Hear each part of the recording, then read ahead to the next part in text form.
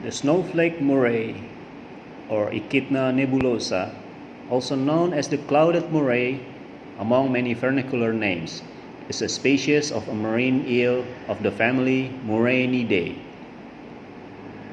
This species reaches a length of 100 centimeters, but its common size is 50 centimeters, and live at depths ranging from 1 to 48 meters.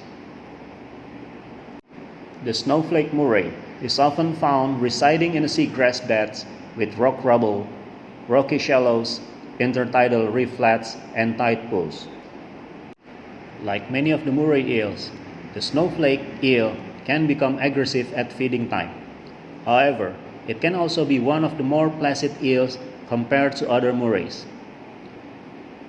The snowflake eel has poor vision and very strong teeth, which can inflict a nasty, painful bite.